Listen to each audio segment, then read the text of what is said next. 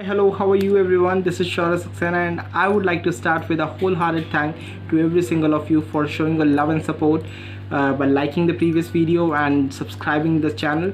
And today I'm gonna unveil for you can versus could.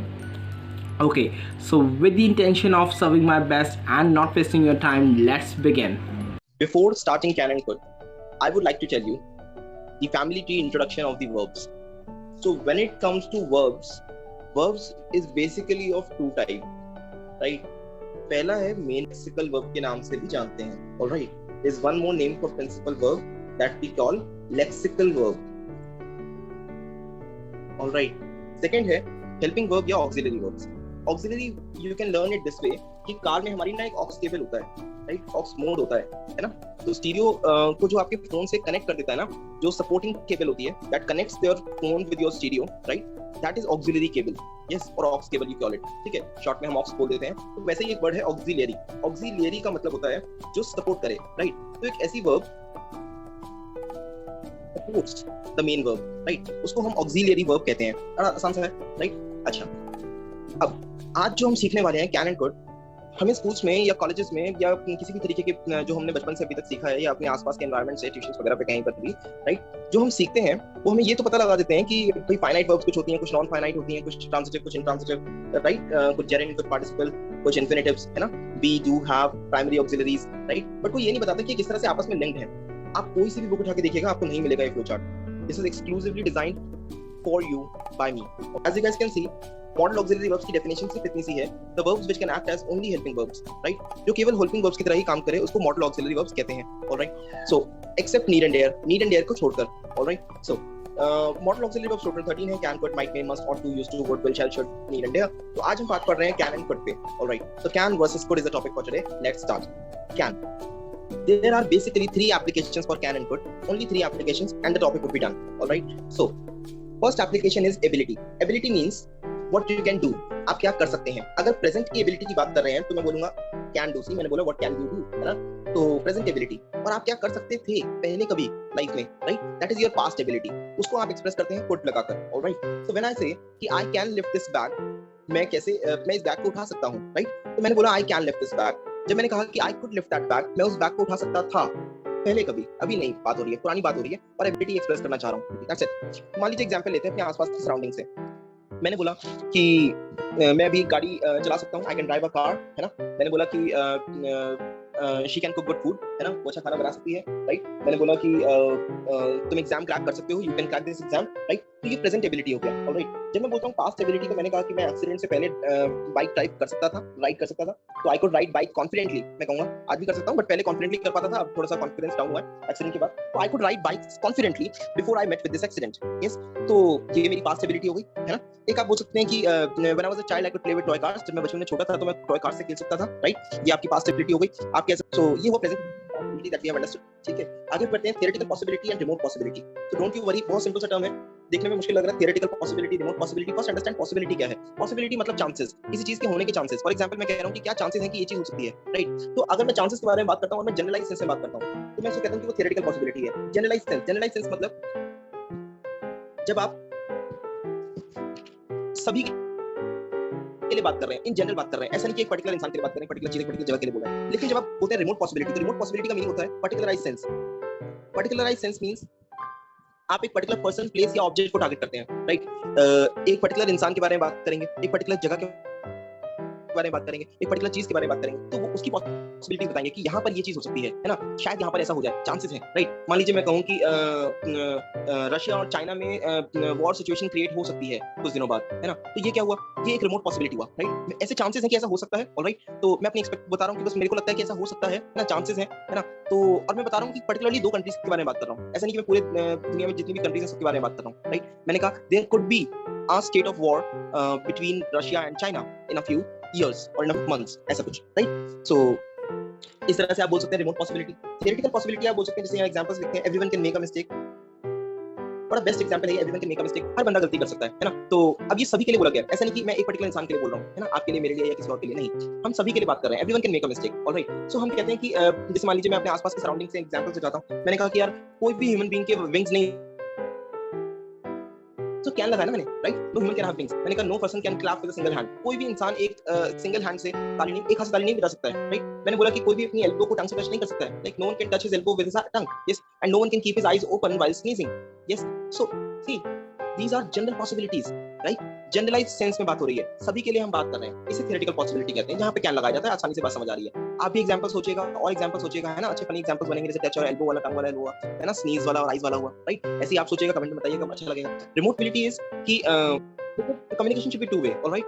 If I'm creating some content for you so that you guys can facilitate yourself with that, with this content, so you must also give it back, you must also interact, yes? So interactive classes अच्छी लगती हैं, okay?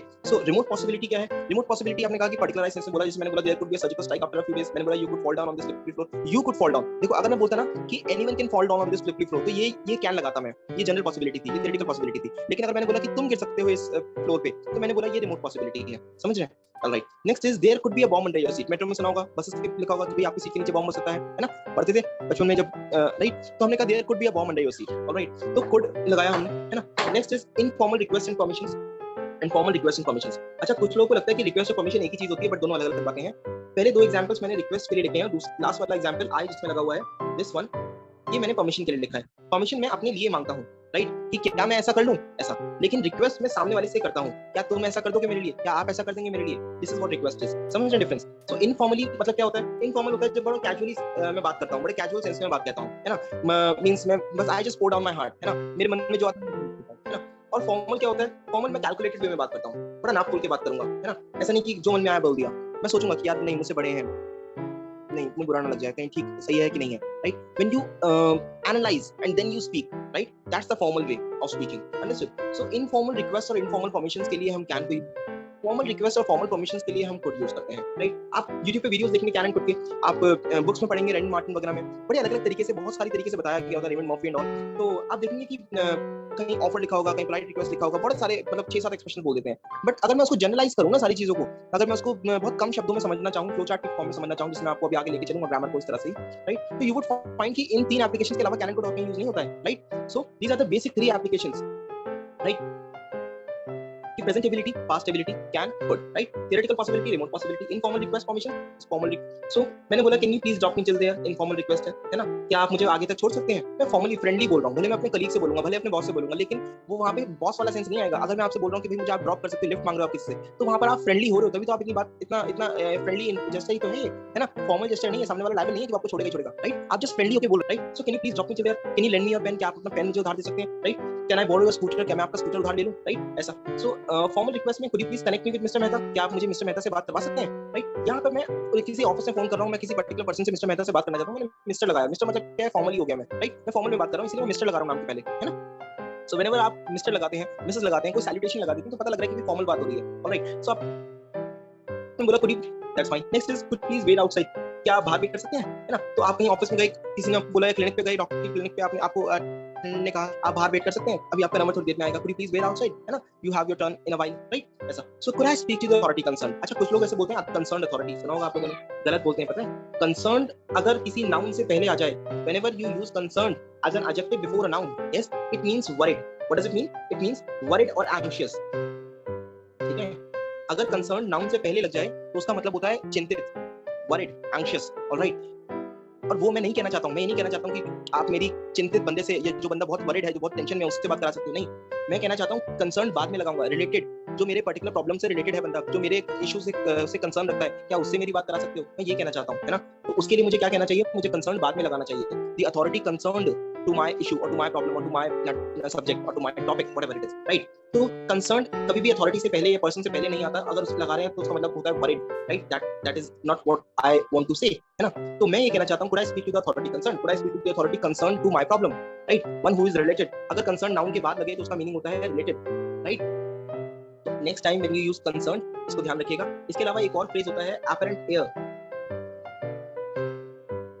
Air मतलब होता है उत्तराधिकारी, जो upcoming ruler होगा, है ना?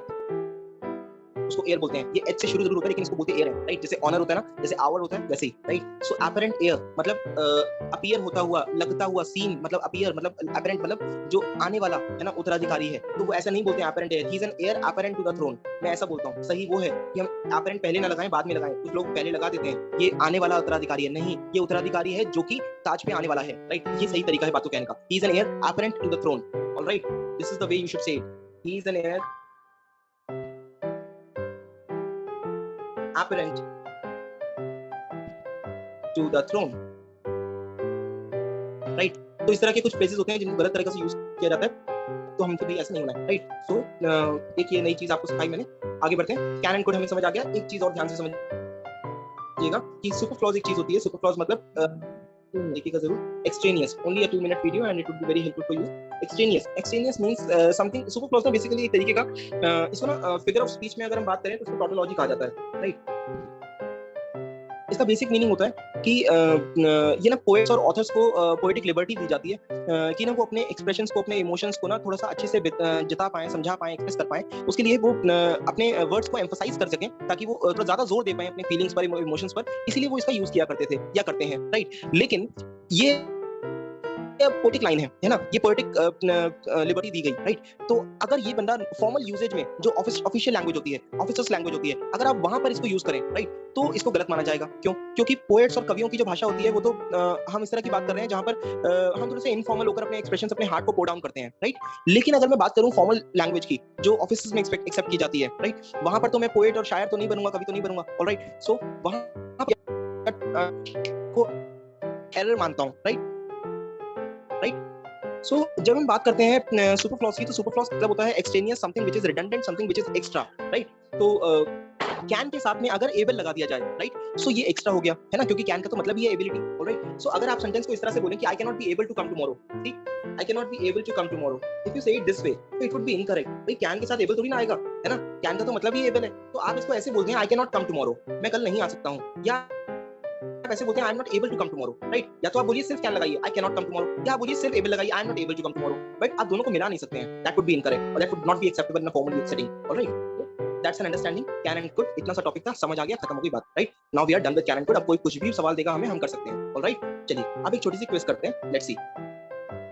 Okay, so now you guys can pause the video, take it, solve कीजिए, फिर मैं आंसर्स डिस्कस करता हूं।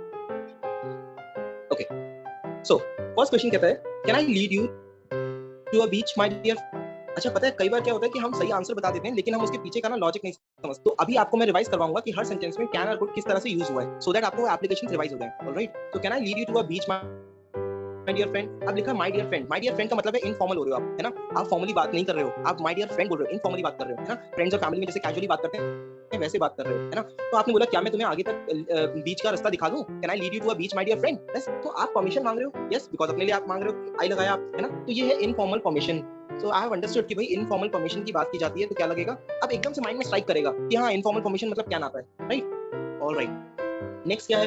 आई could sing melodiously well in my childhood. Okay, मैं अपने बचपन में बहुत अच्छा गाया करता था, अभी नहीं गा पाता हूँ, है ना? तो पहले गा पाता था, पहले मेरे अंदर एबिलिटी थी कि मैं ये काम कर पाता था, आज नहीं कर सकता हूँ। मतलब मैं पास्ट एबिलिटी की बात कर रहा हूँ, यस और नो? तो पास्ट एबिलिटी क्या है, कौन एक्सप्रेस करता है? Could.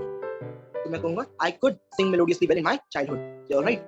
Next is daughter. Daughter कहती है dad your phone is ringing. ये टाइपो एरर हुआ है, थोड़ा माइंड मत कीजिएगा, अपोस्ट्रोफी एस लगाना चाहिए यहाँ पर, ऑलराइट? या फिर स्पेस देके प्रॉपर इज लिखना चाहिए। इसका अब्रिविएटेड फॉर्म जो होता है वो अपोस्ट्रोफी एस से बना दे सकते हैं आप। तो dad your phone is ringing, तो फादर ने कहा can you pick it up. अब फादर जो है वो रिक्वेस्ट कर रहा है और फादर डॉटर से तो इनफॉर्मली बोलेगा ना, राइट? आपके पापा तो आपसे इनफॉर्मल होकर बोल सकते हैं, आप अपने पापा से जब बात करेंगे थोड़ा फॉर्मल होना पड़ेगा, है ना? या सेमी ऐसा, तो उनके साथ कैजुअली आप बात नहीं करेंगे, थोड़ा फॉर्मल या सेमी फॉर्मल पे बात बनती है ना? तो पापा तो लेकिन बच्चे से बोल सकते हैं कि can you pick it up, क्या आप पिक कर सकते हैं? ये इनफॉर्मल रिक्वेस्ट थी, इसलिए मैंने कैन लगाया। अगला है it could be a mother. ये एक रिमोट पॉसिबिलिटी थी, है ना?